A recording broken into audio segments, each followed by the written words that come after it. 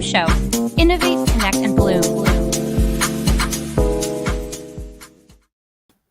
Welcome to the Bloom Show. This is Sahid, Nahim, and Williee, Armellini. The Bloom Show is brought to you by Above All Flowers, New Bloom Solutions, and this year with Williee Armellini of Flowers and Scents. And we're happy to be sponsored by Sun Valley, an amazing company that's been in business for 3 decades, growing ilex, lilies, butterflies. What else do you grow? Lilies, ilex, tulips, and much more out of California. So we have an awesome show today, and the show is Innovation, an Innovation Roundtable. I'm looking at the camera here, but I got to look over here. So the show is Innovation Roundtable. So we have some great innovators today.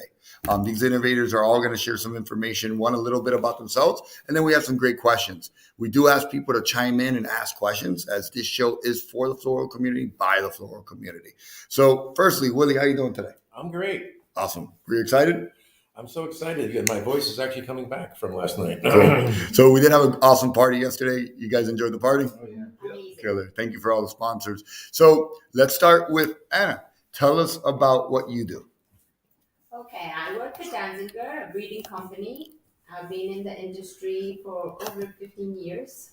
I'm passionate about flowers, and I do the part of marketing and key account management for the US. Fantastic. And what's your name, young lady? And what do you do? Hello, everyone. My name is Varvara, and I'm working in BiFlorica marketplace.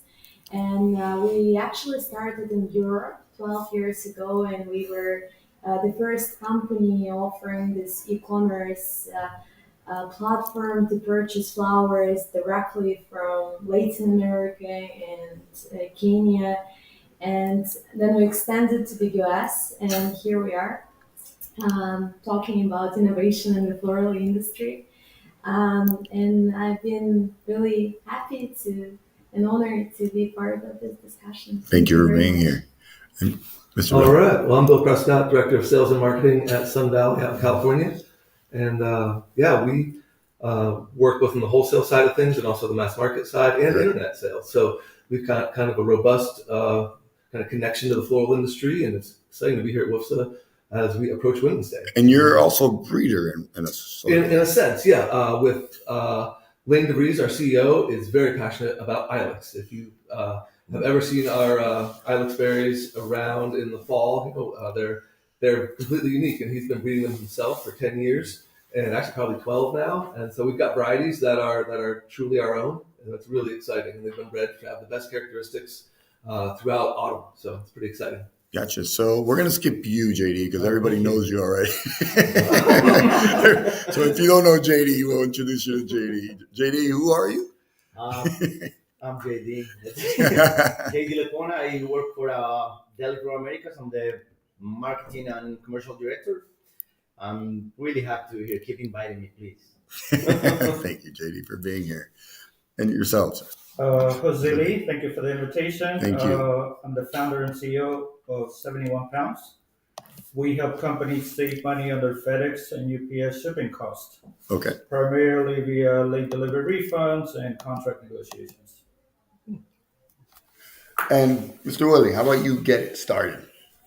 Well, innovation. There's a lot of innovators here, obviously, what you're all doing. And breeding it's amazing because just coming from Next Gen, talking about 6-7 years for a variety. That's really a long time to hope that it's going to be a successful variety. So how do you sort of manage that? Well, actually, it's not 7 years anymore. I mean, because we're working with the molecular markers that I told you in San Diego, and now we can say like 3 years of testing, just because with the molecular marker we already know if the variety it works or it's resistant to any disease. So we're right now we're like in 4 years, but we're testing 1 million clones a year, and only one commercial variety comes out of that. Out of that million. Yeah. Wow. And that helps you get to the flower in production faster. Yeah. So it's. I mean, when I explain it, it's easy, but it's not really that easy because we have to find that marker in the same segment of the DNA. And if we find that same order of letters of construction blocks of DNA. If we find that same segment in another variety, we already know that that the variety is good. So we don't have to test it. So that's really good because we save a lot of energy and resources. And that only works in chrysanthemums or with other products as well? I think with all of them, because they were doing that with fruits and vegetables. So that's where we take it from. Because Deliflor is owned by this bigger group that is called Bacon Camp. It's one of the biggest groups in Europe for vegetables and potted plants. Okay. Yeah, and they can do lilies really fast now. Yeah. What's ironic, the non-innovation is tulips. So tulips still take literally 15 to 20 years to come into production for a new variety. Wow. Yep. Wow. They don't do tissue samples, any of that with tulips. So Why when a new not? tulip comes out, it's a special thing. Why not? They don't. It doesn't work with the way the plant is structured. It doesn't work. It's still like almost like a head of garlic where you take the bulb and each one has like 5 offshoots. And Right. you've got 10, and down it goes. So it's really a long way on a new tulip. And it's also in different crops, different for chrysanthemums and tulips. Some so really good. take longer, and it can manage to have more than 4 years, even though we get different technologies that will help, and we each time try to reduce. But there are other crops that take longer. In our case, that we're inspired by nature. Flowers, to make them very good for mass production, it takes long to make all the trials in the different farms. All the growers are as one world, so it is a lot of work. Wow, that's amazing how long it takes. So, question after question, how do you continue innovating if it takes so long? Like, are you waiting for that next innovation to come, or you're just working ahead? Well, a bunch of varieties are already in the oven. So we start with status, and actually we start with seedlings. We see everything that, like a bunch of seeds there. And when we see like a particular individual that is different than the other, we start a process that it takes like 4.5 years. And then it's going up on status. So it's A, then A, B, then B. When it's B, we start to show it to farms. And when it's BC, it's semi-commercial, and we already know everything about the variety, but we don't have the patent yet. So then the technical team have to say that it's a good variety for the grower, and the commercial and marketing team have to say it has a commercial appeal. And then we decide to name the variety because a lot of filters have to go through a lot of filters to get that. So the question here is, can you share a story behind your latest innovation in the floral industry and what inspired it? Let's say our latest innovation, it's a crop called unicorn. Okay. And it's freedom. It's coming up with everybody to make it very loose and to really come to inspire everybody that works in the industry with the flowers to design something very wild, but in a mass production. So what is unicorn? Unicorn, you have to see the picture, really. It's a beautiful green that applies as a green and as filler. And the texture, it has lots of texture, adds lots of details in the flower, and really spices everybody. It's been a highlight of these 2 days. Oh, fantastic. And then Varvara, do you have any new innovations? If not, then how was your innovation inspired? Where did the inspiration come from? So we are working on new innovations. So since we developed this e-commerce platform like 12 years ago, right now it doesn't seem like very innovative, and many companies do the same kind of direct sales, but now we developed recently actually the Dutch market, so we represent the Dutch market and Dutch growers via our platform, and all their web shops are connected via API integration to our website. So now we're working on the same kind of integration with Ecuadorian and Colombian market, which we find a little bit difficult since the mentality and technological development is different.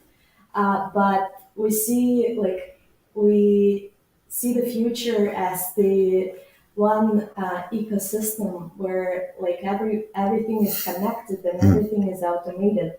So this is what we're working on right now. Fantastic. Bill, do you want Well, I to think answer? our innovation currently is growing a sales channel for products. We've got butterfly ranunculus, we call them just butterflies, that are fairly new on the market. But when we first started growing them, no one knew what they were. And the innovation is, how do you get acceptance of a product into the market? How do you get it in people's hands and get people using it, get designers using it, get influencers using it, and then eventually you can grow the program. But that only happens with a lot of innovation and really outreach to get the product off the ground, because anyone can grow a cool flower, but you need to have a market for it. That's what's really important. And nowadays, you get it out with technology. Yeah, Yeah, absolutely. it's Yeah. incredible. And yourself. Well, with biology, the molecular markers is like breakthrough, but we're also doing something that we call innovative, which is that we decided not to compete against chrysanthemums anymore, like this breed and our breed. So the chrysanthemum being so versatile, you can have a lot of different things with only chrysanthemums. So what we're doing is we created these 3 new categories, which are magrittes, which are these animals that kind of resemble gerbras. Okay. And I'm not saying it's the same color, but it's different and they last longer. Also the bollias, which are the round chrysanthemum disbuds, and they kind of look like a round ball dahlia. And the other ones are the full fillers, which is centinis with less than 4 centimeters of head that resemble like asters and fillers. So we're doing that right now. And those bodies are awesome. Yeah. Those are pretty cool. How about yourself? Yeah, from our case, I think we've added technology and automation to a policy that FedEx and UPS have had for the last 30 plus years. So if I can ask you in the room here, did you know that if FedEx or UPS delivers 60 seconds late, you're entitled to 100% of your money back? So Bill knows. We know that we actually have a person doing pretty much what you do. That's and probably almost paid for their whole year's salary just by going over those bills with a fine-tooth comb. It's a critical part. So you probably know, Bill, it's a manual, cumbersome, inefficient process. Most people are not aware. So we build software behind the scenes. We offer it as a contingency-based service. So it's really, companies sign up with us for free, and we have a lot of flowers companies that do as customers. And literally, we just give them unexpected money back into the bottom line. So yes, the process of automating that, creating software scripts, we do have probably 90% of it automated, but also 10% of people, which is humanites doing it. So a combination of that, but in our case, depending on who you ask, $2 billion are left unclaimed every year. Wow. So 10 seconds, you said? 60 seconds. 60 late. seconds. Yeah. You're writing that down, huh? I am. I'm Amazon. going to go get my money back. Yeah. Go ahead. Will. Hey, when I was thinking about breeders all the time, do you want to? Is somebody want a new red rose? Is that what everybody's looking for? A new red rose, or obviously there's all these variations of colors and shapes and sizes and everything. And while that's all interesting, I'm just curious if the breeders is the real objective to have the new best freedom. Is that?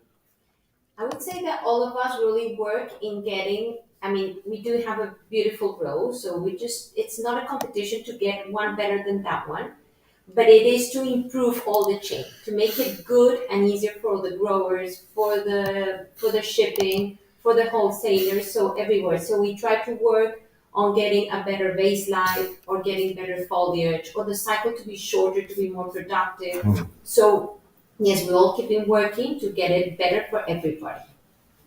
Refining what you already Yes. have, basically. We inventing ourselves all the time. There's also a great quote by Henry Ford that's something to the effect of, if I'd asked people what they wanted, they would want a faster horse. Yeah. Right? You know that quote? Oh, Yeah. And so that's what, once you innovate, you come up with something new, like some of the stuff you guys do, you're like, oh, I didn't know I needed that. Yeah. I didn't know this is something I want to add to my collection of flowers in my shop. So I think that part of this is, and Danziger is a great example of making, products that people are kind of surprised by, like, oh my gosh, this is something really new.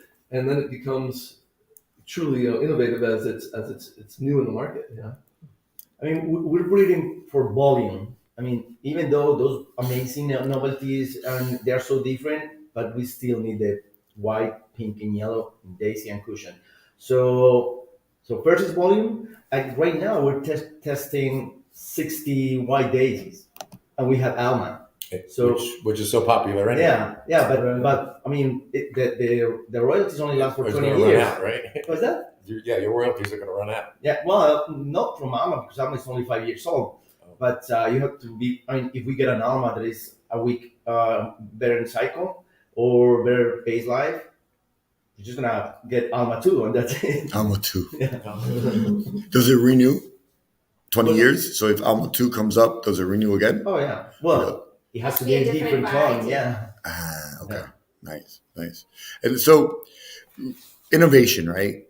Something I've been thinking a lot lately is it's not about the first one to innovate.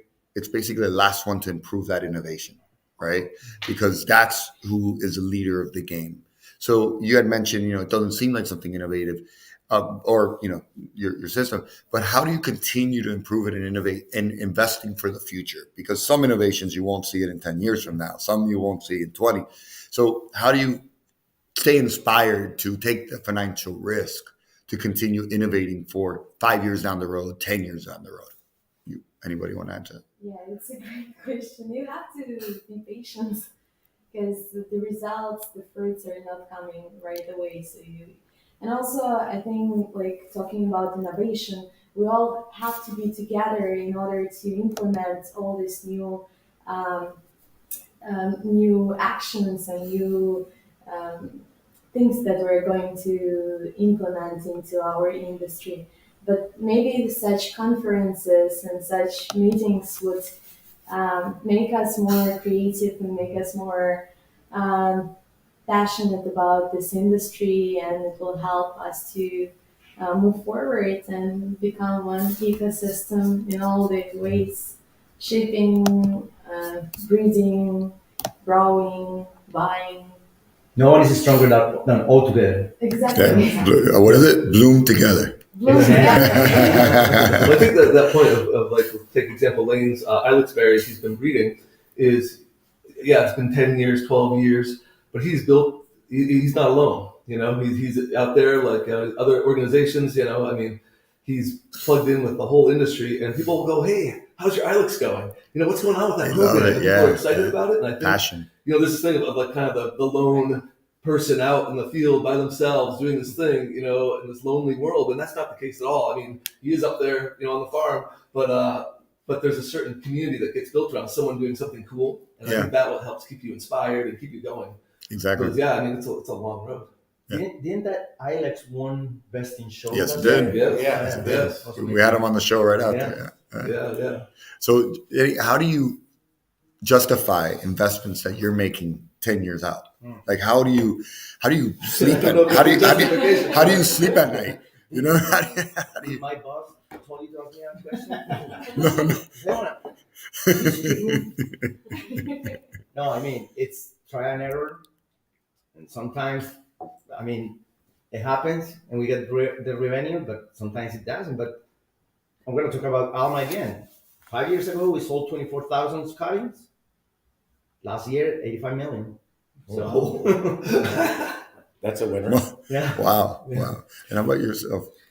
Yeah, I think that, there's a Japanese philosophy called Kaizen. I don't know if you guys are familiar with, which is continuous improvement. Yeah. So we try to follow it at the company. I mean, I do the analogy of baseball swings. You got to hit for the singles. Yeah. You gotta work on your products and you gotta enhance it every day. We're in a business where the carriers, FedEx and UPS, make it difficult for us to get refunds and to get a lot of things. So it's a lot of a cat and mouse game. So those are always continuous changes that we do, and we do a lot of tests and trials, and we do more errors than wins. But that's what we do. And I think at the same time we got to balance with swinging for the triples and the home runs, and if it goes, hopefully we'll follow your path and try to get 85 million, whatever. but I think it's a balance of managing resources. It's really a balance of that, and I got a personal challenge because I have a team that I gotta lead. At the same time, I have a board and investors that we got to manage those interests. So it's an interesting dynamics there. Why 71 pounds? Why 71 pounds? So there's over 300 surcharges that FedEx and UPS hit you with One of those is when your package weighs, it used to be 50 pounds, the additional handling surcharge for weight. So when I started the company 12 years ago, it was 50 pounds. It was 70 pounds. So we called it 71 pounds because we don't think that it's fair for you guys to actually pay for an additional fee if it's by weight. So that's a little bit of a play in the surcharge. I have a question about breeders' rights because sort of been passionate about that. A friend of mine in Holland specializes in breeders' rights, and when I got in this industry way back when, people were always stealing rose varieties, and seems oh, that's my variety. How come it's coming from that farm? I didn't sell to that farm. And how do you manage that? Because it's used to be pretty easy to steal a plant and propagate it, right? Still is. It still is. Yeah. Yeah. I mean, you can just chop the stems and that's it. Yeah, but so what we do is we have another company that goes 6 times a year to all of our customers, and they receive a report from the farm telling how much they have of Anna, from me, from the other guys, and then they go and make sure that number is right. And They walk the fields and Yeah. the greenhouses. that's what they say. They say. In our case, it's different. We go direct to the farm. We go there. We check all the varieties. There are crops that are more challenging than others, like chrysanthemums, but we will try to support each other. There are other varieties or crops that are very unique. In our case, that we have more, so it's easy to identify. Right.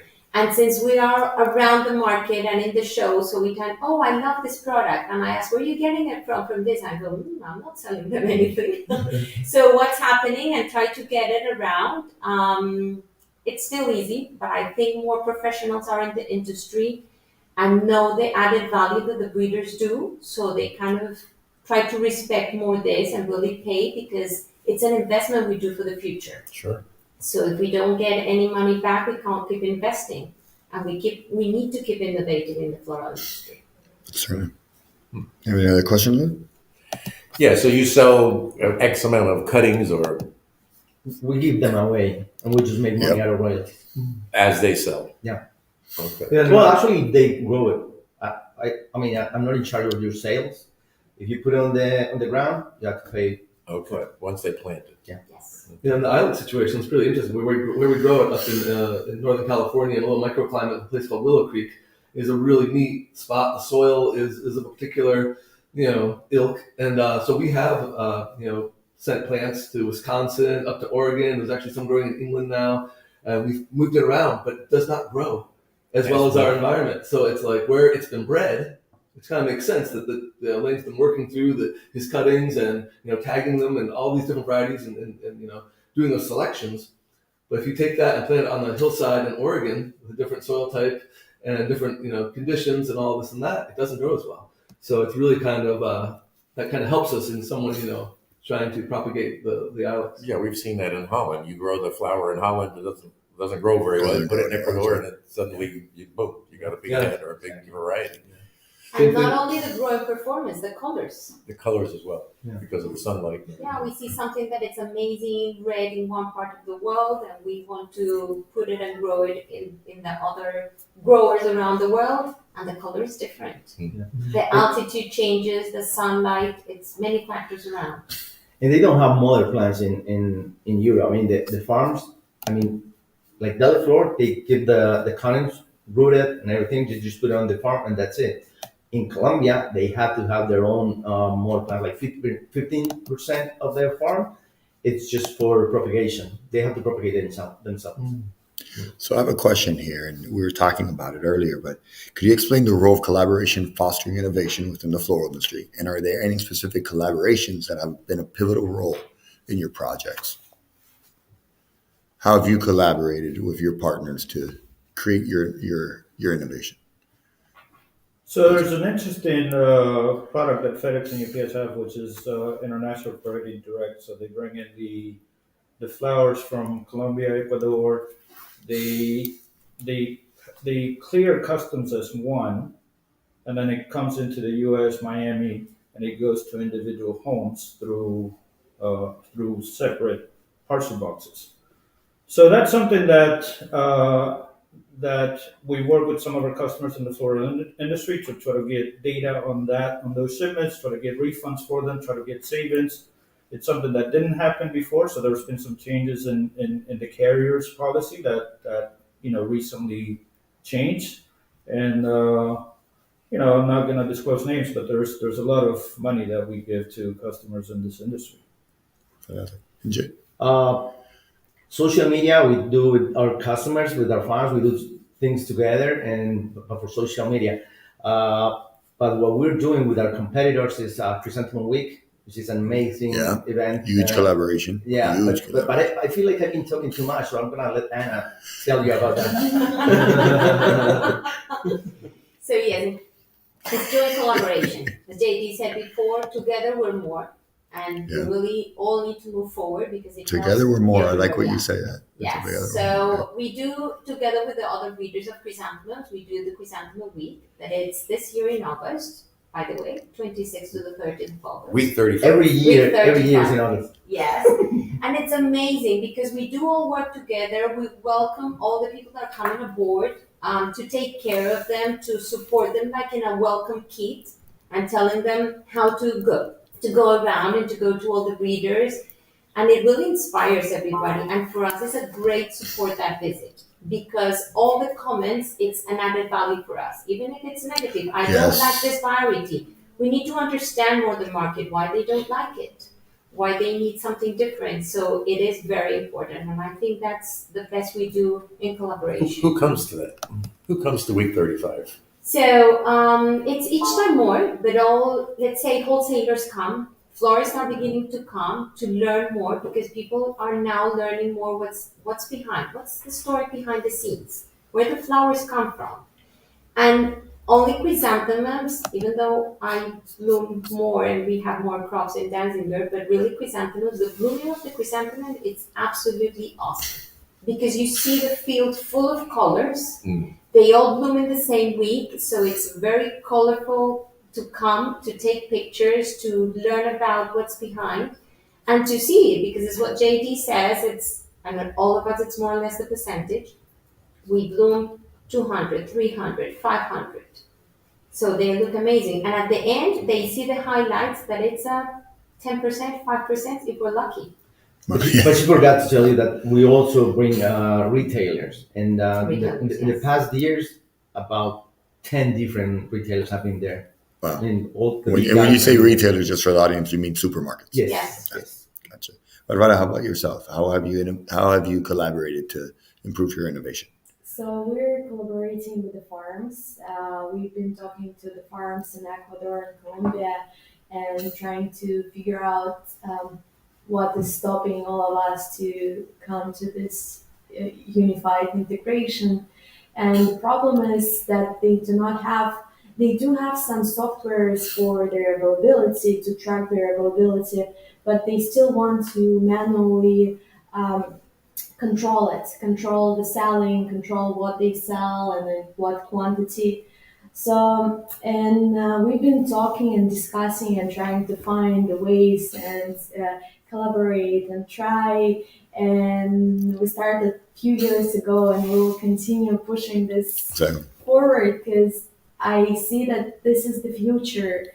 And we have to find a farm that will be ready to step forward and to start sharing all availability with everyone without negotiation and just be just like Amazon. Everyone is prepared for that. You just go online, you place an order, you don't need any negotiation, you just want to receive your product.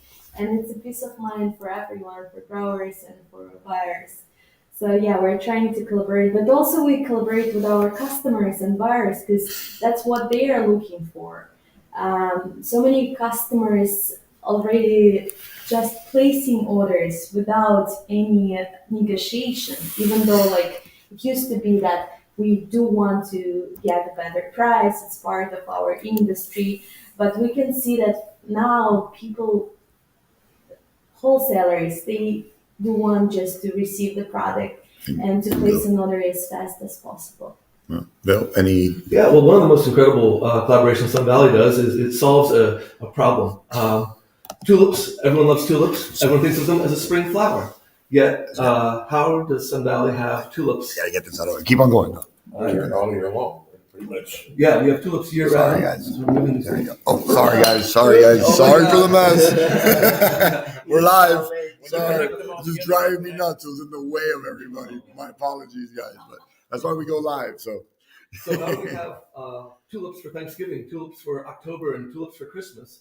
Is a collaboration we have where we went out to and partnered with folks in New Zealand, where they have tulips growing in New Zealand for bulbs. Wow. And so, we right now in the spring we have bulbs that were from Holland. Okay. In the fall we bring in tulip bulbs that were bred where the seasons are reversed in the southern hemisphere. So it's a spring quality tulip that we have from September through January.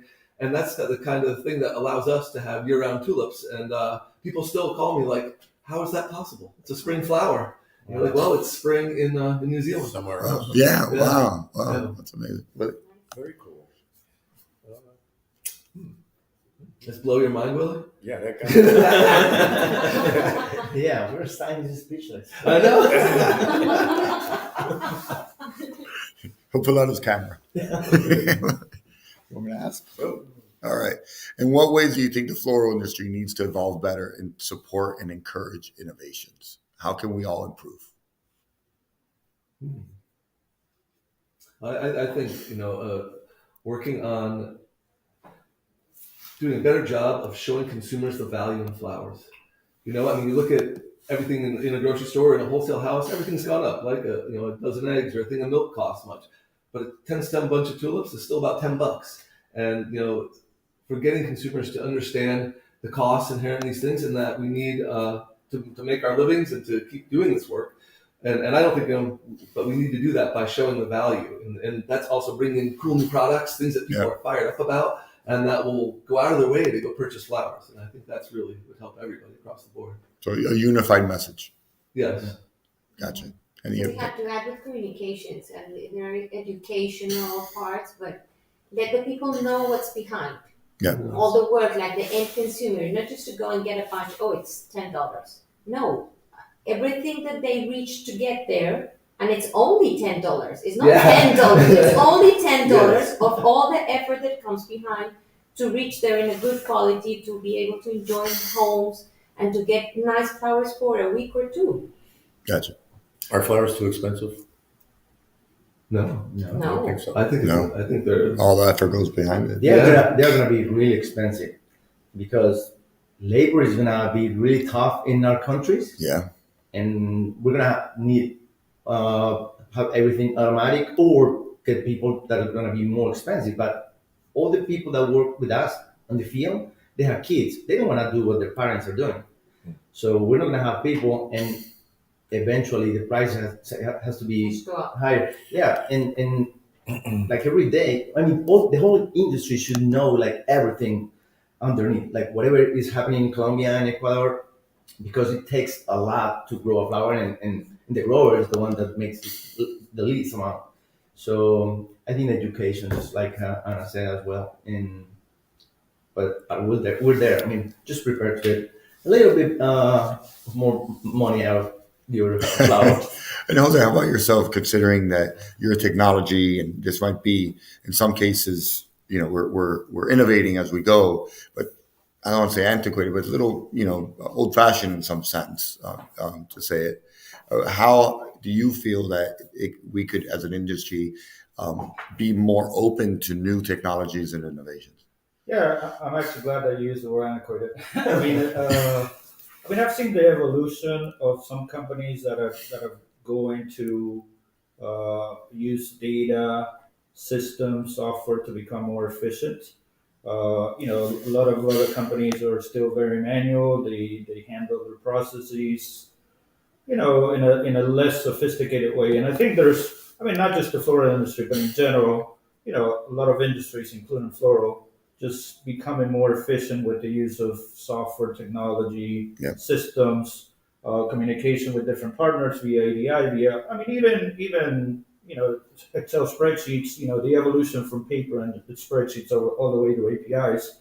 I think there's a spectrum there, and I do think that it's going forward. So it is going to take time, but I do think that there's been good progress there. There certainly has been. Yeah, There absolutely. certainly, and after COVID, it's expounded. So Yeah. it's really a growth.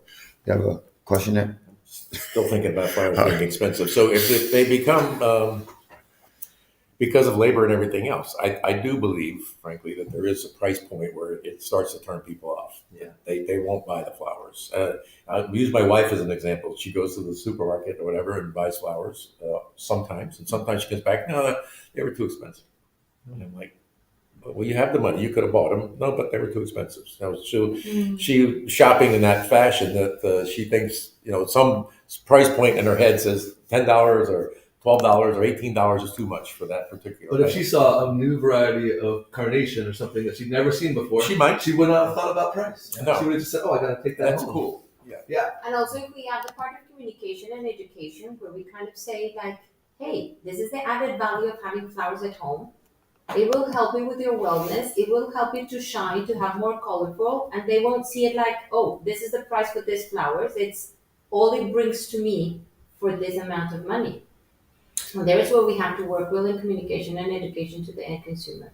Yeah, I watch. I go to Trader Joe's a lot, and the first thing you walk in is all flowers. Yeah. And they do a beautiful job. The prices are right, and I see people fighting over flowers almost. So when the peonies come in, the peonies are in. Everybody's like, "No, but I saw it first," and it's beautiful. I was shocked when somebody told me that about 11% of the people that get into Trader Joe's gets flowers. You 11%. see everybody coming out with flowers in their baskets. Yeah. Just a bunch here, two bunches. That's everyday luxury. It's an everyday luxury.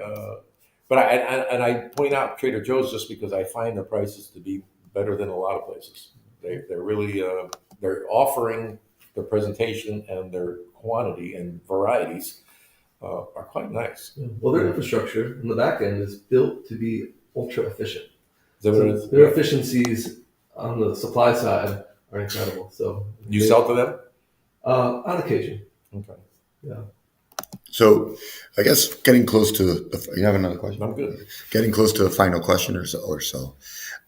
What advice would you give other companies in the floral industry looking to innovate but unsure where to start? Well, when they are making money like now with the strong dollar and stuff, just invest in your company. Don't just get another beach house. Just invest in automation, and you're gonna be good when the labor is hard to get. I would say that. Invest in your team. Invest in your education for your team. And depending on what part of the chain you're in, but if it's a grower, be in touch with the breeders. Yeah. There's where innovation gets started. If you're a wholesaler, well, try to get with your main supplier and then see, but it's joint collaboration.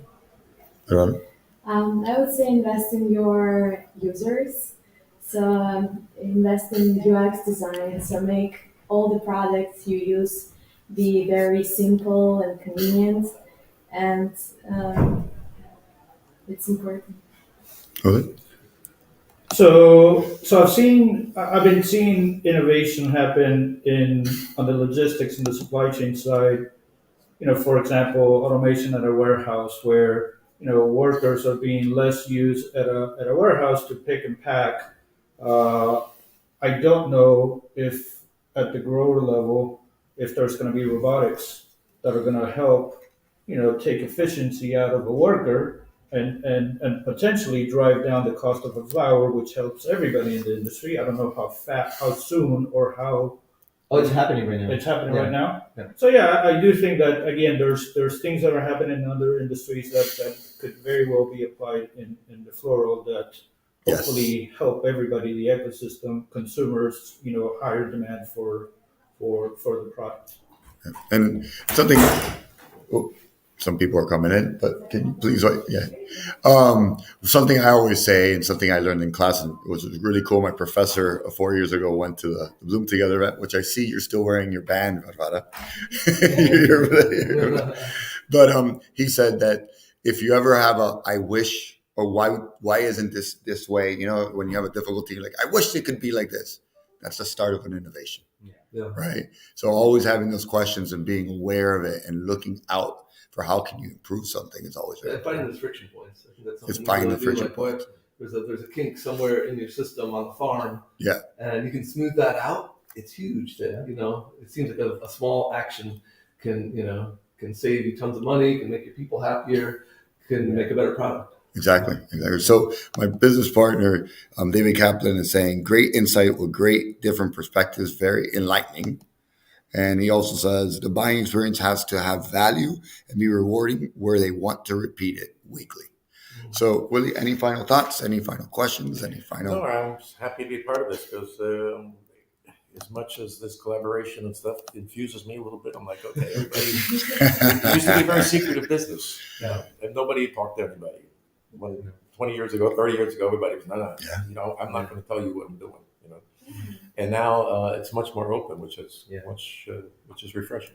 Yeah, it's interesting for some, but it's rewarding and refreshing, as you say, for many of us. And I think it's what's going to continue to fuel growth and innovation. So thank you so much for all of you being here. We truly appreciate it. Any final words? Thank you for having us. Thank you. Togetherness. And bloom together. Yeah. Bloom together. Thank you, everybody, for watching. Truly appreciate it. Please make sure to like and comment. And don't forget to subscribe. We truly appreciate that. The Bloom Show. Innovate, connect, and bloom.